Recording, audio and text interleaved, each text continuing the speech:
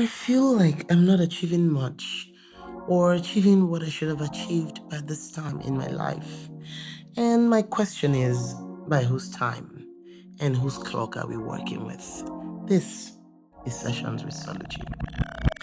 I was speaking to a mentee who is in her mid 20s a while back, and she said these words to me about how she feels she's not achieving much or achieving what she should have achieved by this time. And my question was, by whose time? Whose clock are we working with? The one you created or the one society created? She also made comments like, when I look around at others, I see what they are achieving, and statements like that. And I went into a lengthy discussion of the illusion of the clock of achievement, the idea that some things are meant to happen only at a certain age or stage in life. I think the greatest pressure you can ever subject yourself to is the pressure of time and chance. Two things you have absolutely no control over. We have expectations of what should happen or what should be happening in our lives at particular seasons or times. And when they don't, we reel from the disappointment. Some get knocked out so much it's difficult to get back in the ring. And by whose time are we measuring what should or shouldn't have happened? Societal standards, family standards, social media standards? Every success story I've ever read has the same principle running through each of them. It takes time and work. You don't have the power to determine the time, but you have control over the work you need to put in. Until you become the person needed for the level or height you aim for, you will not step into that level. The person needed includes the right skills, the capacity, the attitude, the abilities, and the experience. And this is the work you must continue to put in to step into what you define as success. We only get disappointed and discouraged because we are driven by what we perceive as success. To some, it means ownership of things like cars, houses, companies, a certain amount of salary, etc.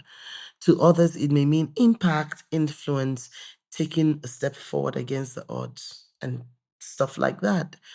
We also get disappointed and discouraged because we refuse to do the work needed to get to where we want. We want instant gratification. We want instant results. We don't get them. We throw a tantrum about how unfair life is and how our time is pressing. Listen, your time is your time. Their time is their time. If making and having money is your only definition of success, then I dare say that you'll be chasing an illusion for the rest of your life and will always come up short. Why? There will always be more money for you to chase. So, what do you do when you're frustrated with your journey? Simple.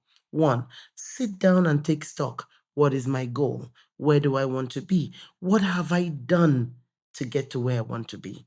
Two, who do I need to be to operate at that level that I want? Do I have the right skills? Do I have the right competences?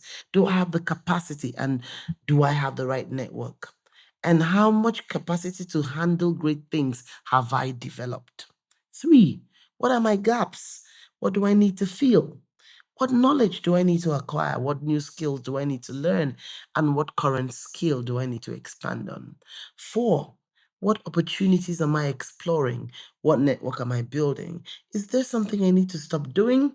Is there something I need to start doing? When you have answered these questions and you have set goals that you need to achieve, relax and get to work. You cannot get to the place without being what and who the place needs.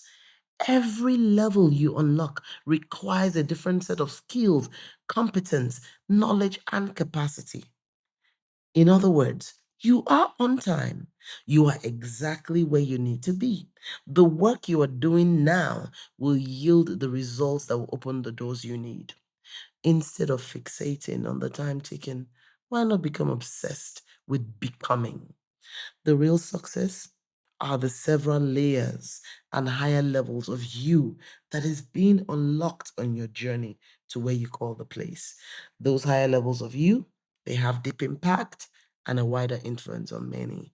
That, my friend, is true success. You're right on time. I'll leave you with this. New York is 3 hours ahead of California, but it doesn't mean that California is slow or that New York is fast. Both are working based on their own time zone. Work in your own time zone. Don't forget, this is Sessions with Salucci, designed to help activate your gifts, optimize your talents, and inspire you to greatness. Watch out for other episodes coming soon.